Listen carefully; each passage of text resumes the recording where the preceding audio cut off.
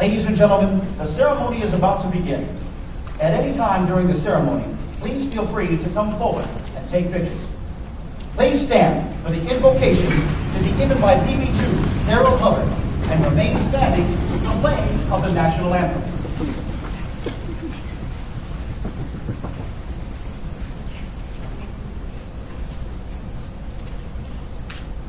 Let us pray. Dear Heavenly Father, we pray in your holy name that you guide us through the journey we are about to embark on. We started this as civilians, but through our dedication, we have become the newest members of the Field Artillery and the United States Soldiers. Part of a band of brothers and sisters dedicated to keeping our families, friends, and even complete strangers safe from our enemies. Enemies that wish to watch our way of life crumble. Lord, I pray that when we see an army rise against us, you make our hearts and minds as strong as steel. Lord, I pray you help us look back on this day and realize we can accomplish anything we set our minds to. I pray as this chapter of our lives closes that you protect and guide us as we start anew. Lord, we can now say that we will always place the mission first. We will never accept defeat. We will never quit. We will never leave a fallen comrade. We are American soldiers. Amen.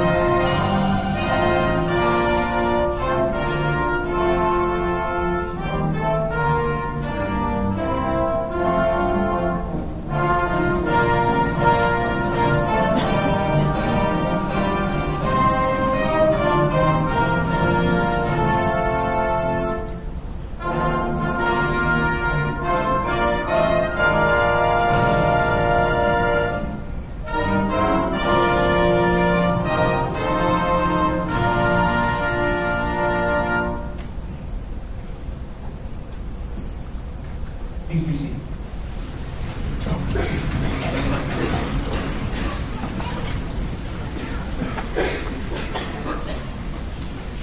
Command Sergeant Major Fagan, Command Sergeant Major Parker, Lieutenant Colonel McRae, Command Sergeant Major Shoemaker, Command Sergeant Major Miller, command teams, distinguished guests, and family members. Welcome to the graduation and pinning ceremony for classes 13 Bravo, 13 Fox, 13 Juliet, and 13 Romeo from Alpha Battery, Bravo Battery, and Charlie Battery, 1st Battalion, 78th Field Artillery, United States Army. Today marks the successful completion of our soldiers' demanding coursework. This is their day to be a part of the fully trained and ready Army. Soldiers, today you will join the ranks of the United States Army Field Artillery, a proud warrior heritage whose history began with a few simple cannons and has evolved to a complex system of short and long-range missiles and howitzers with unlimited capabilities. You have been trained by the most professional non-commissioned officers working in our Army today. Your field artillery instructors are the elite of their military occupation specialty. These instructors must demonstrate exceptional proficiency in all areas related to instruction, as well as being professional leaders and mentors. All instructors spend countless hours instructing, teaching, coaching, counseling, and being mentors. All instructors must live the 7 Army value codes: loyalty, duty, respect, selfless service, honor, integrity, and personal courage. They must maintain high standards throughout the training cycle to become instructors. For those of you in the crowd, your program contains the name of all your instructors. Again, family members, please come forward if you would like to take pictures at any time. Please give a warm welcome to today's guest speaker, Colonel Retired Frank Siltman.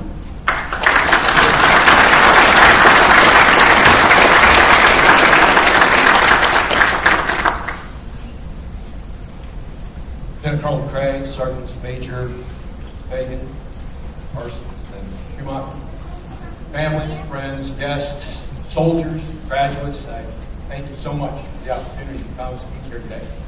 To be honest with you, I jumped at the opportunity. I always like to dust off my uniform on a young soldier. Very close to my heart as well. Just last November, I was able to attend my own son's graduation from 13 Fox AIT. He's out doing the things at 13 Fox, which is most of the town as well. So I'm very proud to be here to talk to all of you. This is a tremendous honor. I know this is a big day for all of you. I also know that you're probably really thinking about how soon this will be over and get to dinner and celebrate graduation. But if you'll bear with me for a little while, hopefully I'll have something worthwhile for you to take away today. First off, I want to point out to you that you have something very critically important to be proud of, and that your family should be proud of you as well. The accomplishment that you've made by graduating from AIT is something very few people can do. Only 13% of American adults are veterans.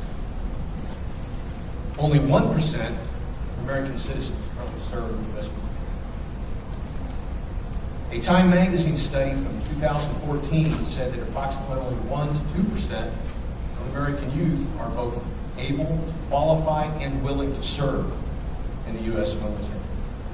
So you're very important in that you are a unique, exclusive group. There's not very many people that can claim to have done what you've accomplished. You completed your training. You're ready to arrive at your new assignments and begin your missions as soldiers. You've begun a journey with your service to our nation that very few others have ever done. I often tell everyone that I've got the best retirement job in the Army. I get to run Army museums. By the way, if you haven't been in a museum, families, please come visit us tomorrow when you're done with this shameless plug.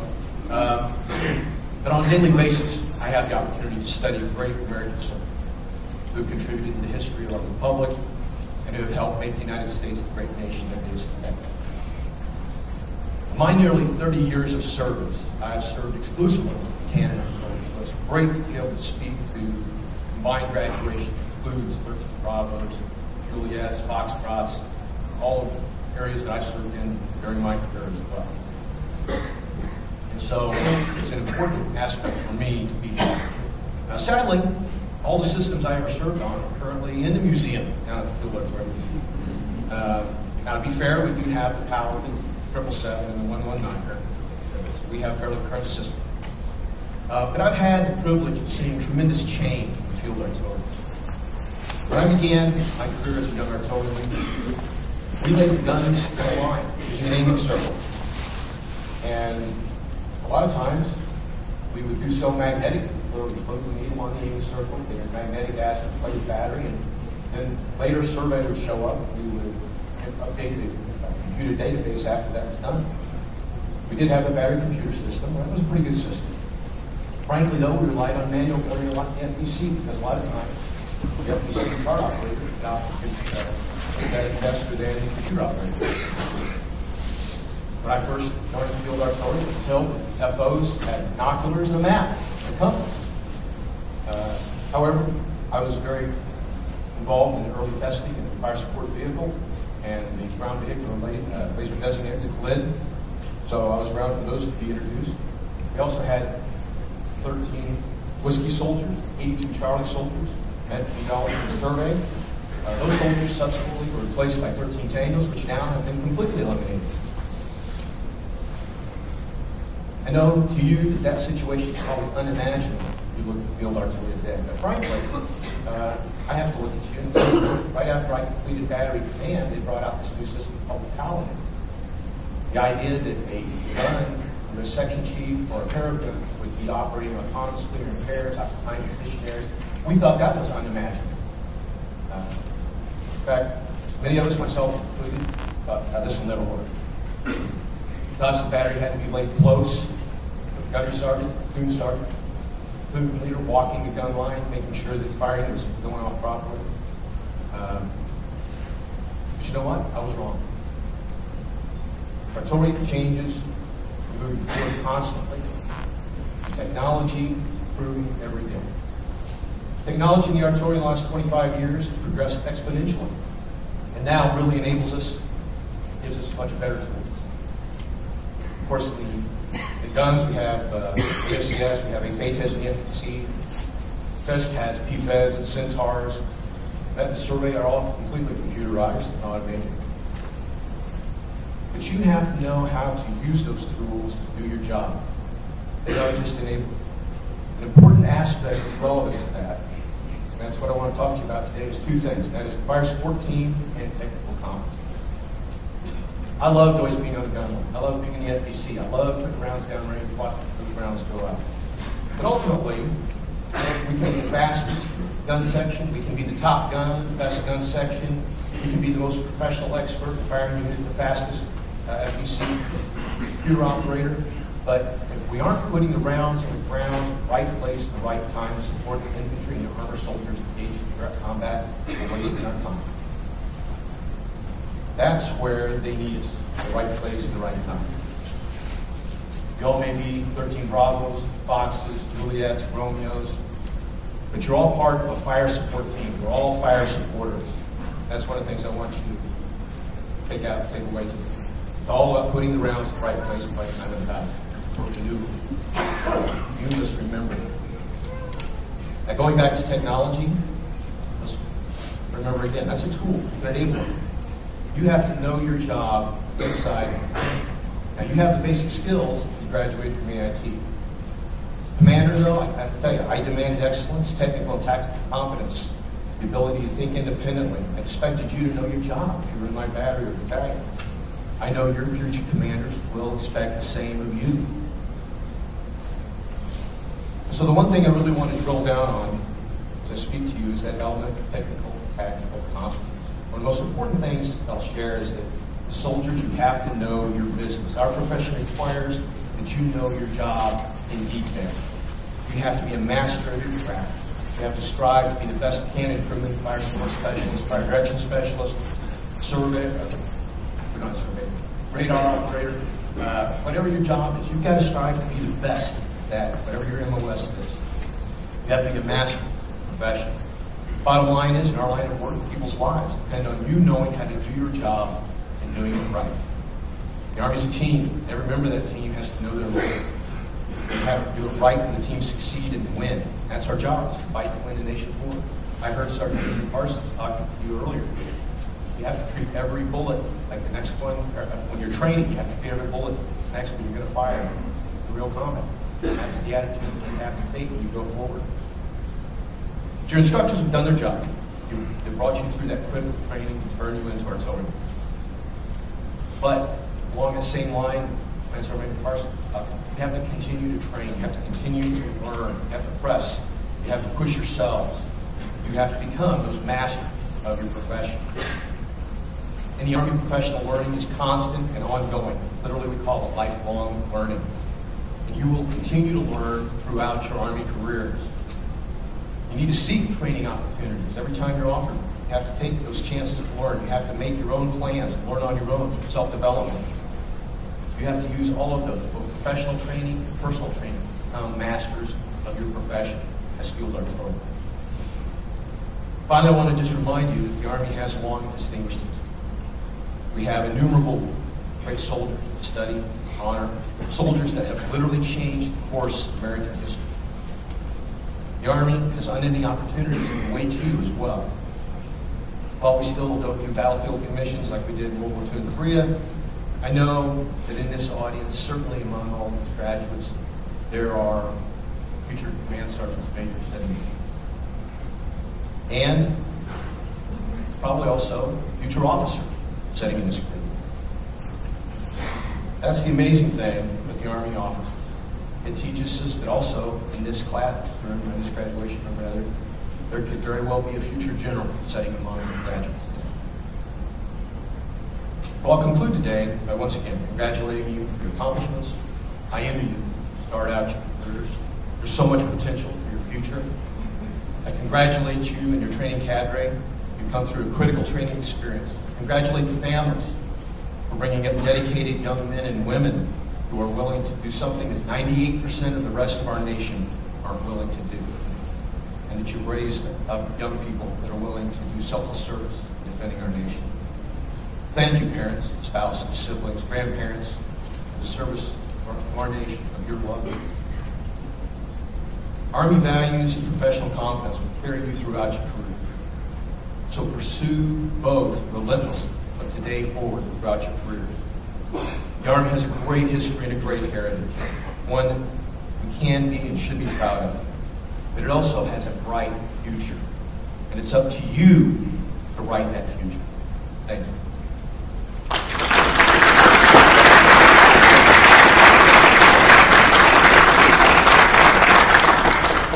Ladies and gentlemen, the official party for today's ceremony is Colonel Retired Frank Siltman and AIT Platoon Sergeant, Staff Sergeant Joseph Jackson. The Distinguished Honor Graduate and Honor Graduate Awards are presented for overall excellence in training and character development throughout the training cycle. Each awardee will also be pinning on the cross cannon insignia onto their uniform, thus signifying that the Department of the Army and the Field Artillery Commandant have certified that these soldiers are branch qualified and are true artillerymen and women.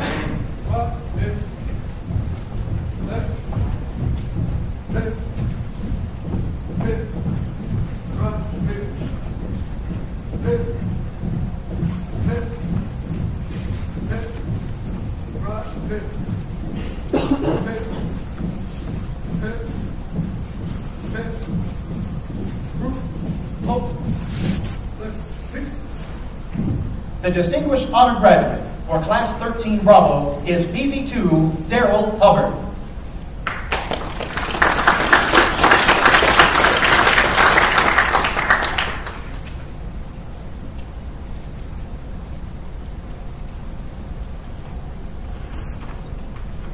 The Distinguished Honor Graduates for Classes 13 Fox are Private Jacob Jansen.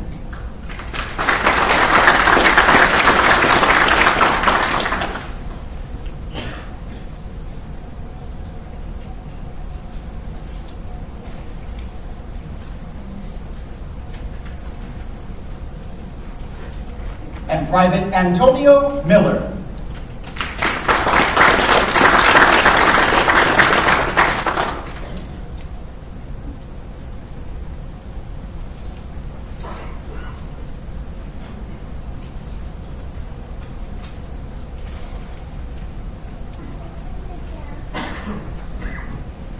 The Distinguished Honor Graduates for 13 Juliets are PV2 Bradley Moss.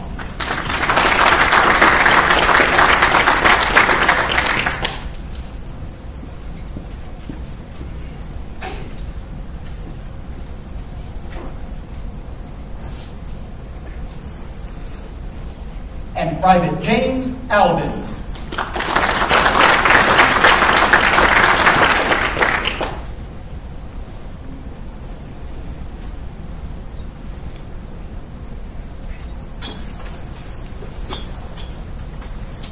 The Distinguished Honor Graduate for 13 Romeo is Private Donald Finlayson.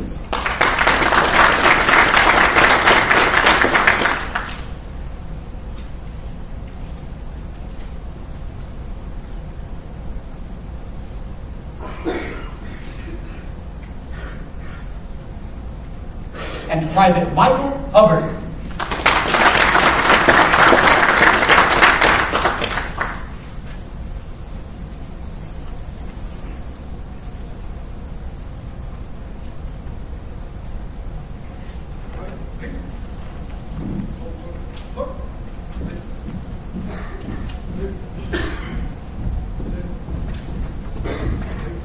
The honor graduates for 13 Bravo classes are Private Jonathan Carabajo.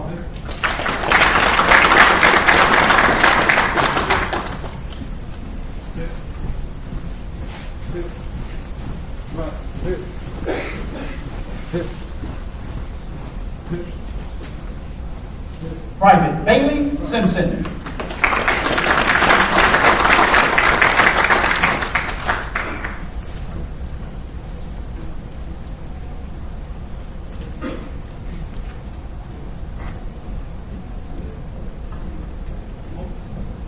Private First Class Skylar Zupsich.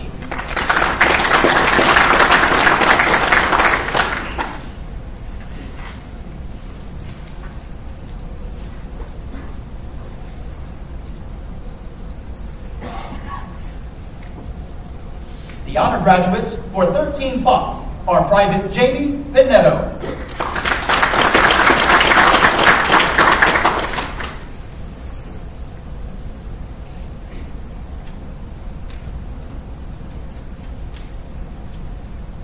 And Private Brett McMahon.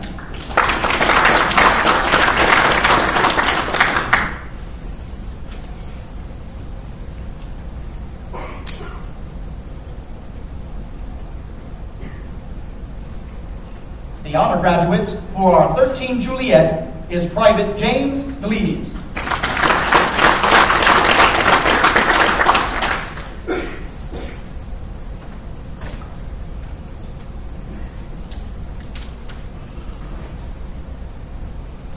And PV2 Connor Morris.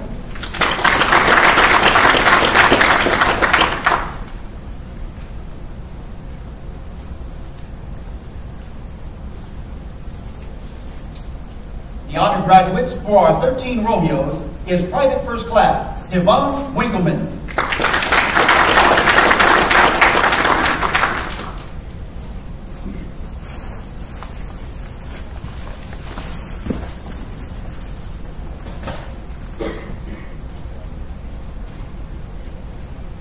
And Private Sean Foster.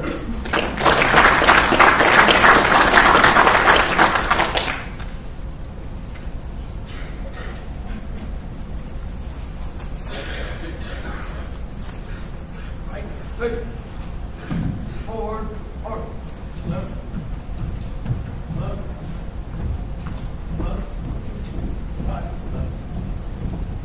left. The Army Physical Fitness Badge is awarded for excellence by scoring at least 90 points in each of the 3 Army physical fitness test events, the push-up, the sit-up, and the 2-mile runs, with a maximum score of 300. Today's awardees are Private Jamie Pinetto with a score of 295 points.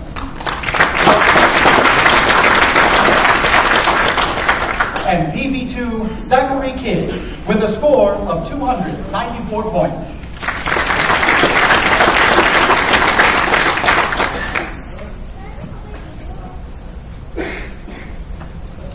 Ladies and gentlemen, another round of applause for our distinguished awardees.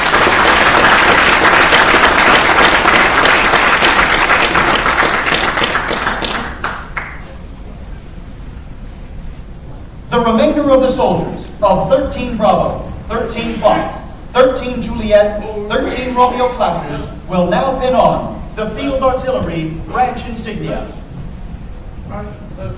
Coming to the stage, Class 13 Bravo, 20318.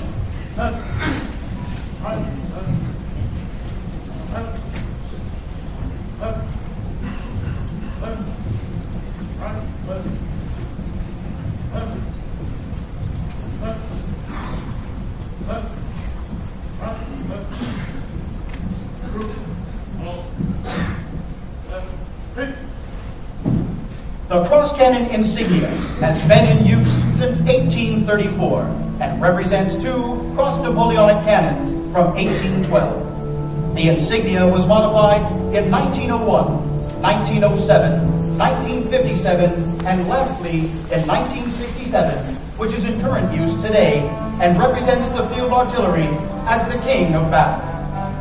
Artillerymen and women have a proud heritage.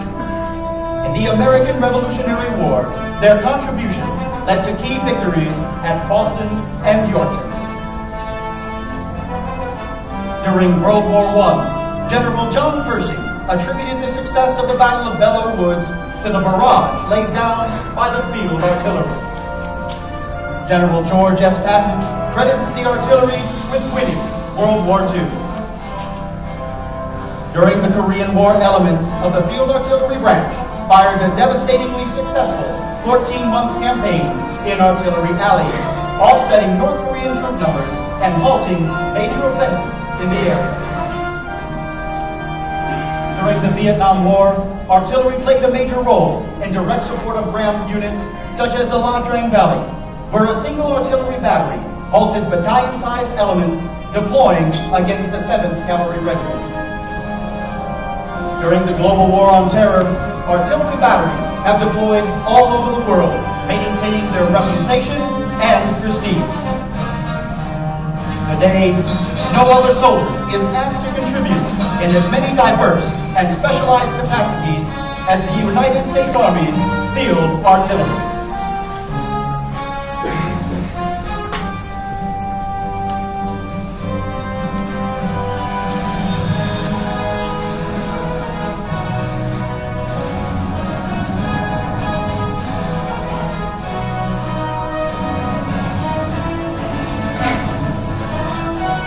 Ladies and gentlemen, 13 Fox, 0118.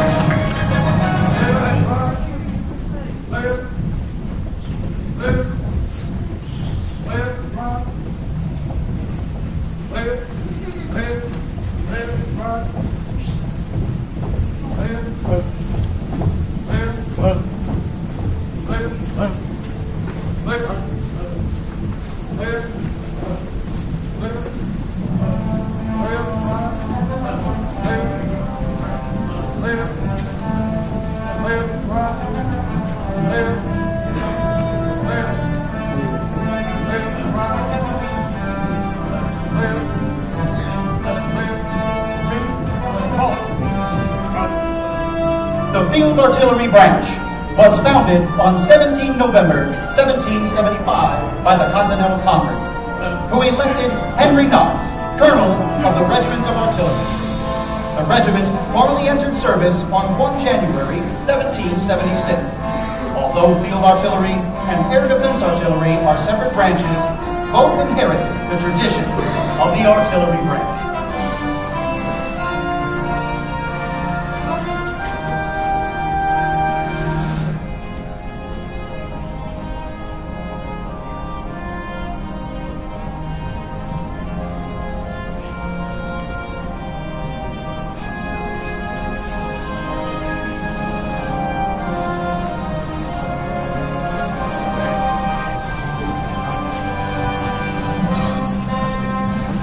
The mission of the firing battery is to destroy, neutralize, or suppress the enemy by cannon, rocket, and missile fire to help integrate all fire support assets into combined arms operations. Until the end of 2009, this was the mission of the Field Artillery.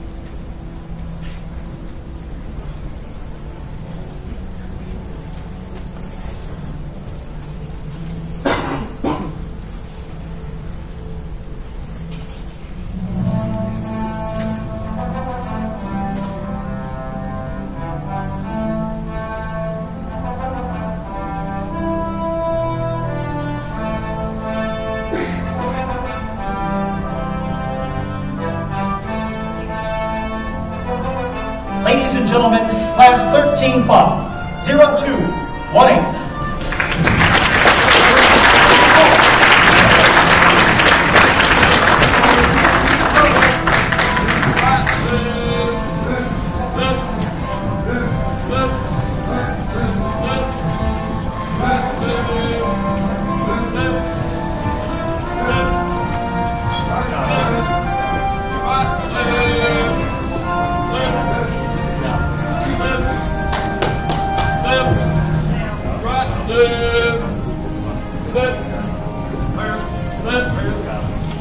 left, right, left, left, left, left, right,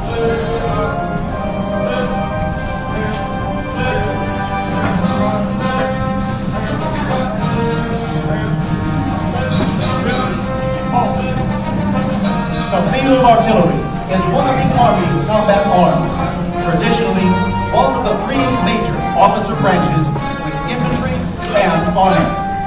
It refers to those units that use artillery weapon systems to deliver surface-to-surface, long-range, indirect fire.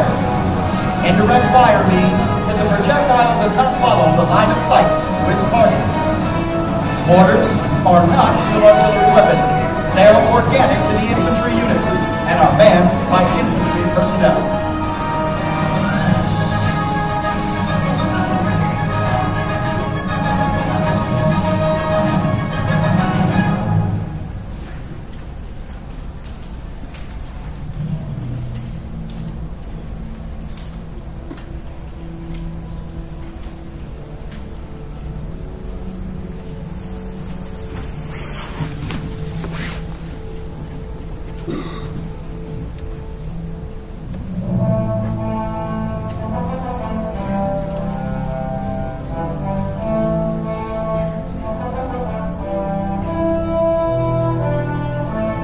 The term field artillery is to distinguish from air defense artillery and historically from the U.S. Army Coast Artillery Corps or Coastal Defense Artillery, a branch which existed from 1901 through 1950.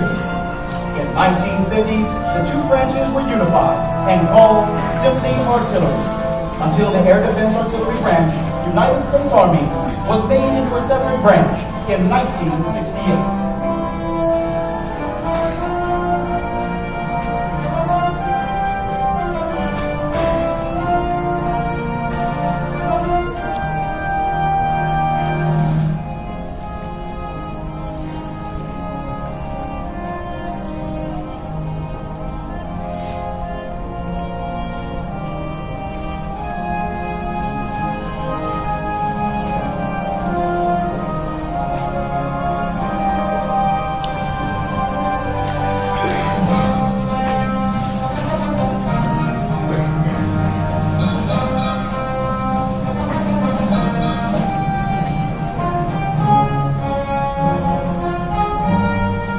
Ladies and gentlemen, classes 13 Juliet, 070818.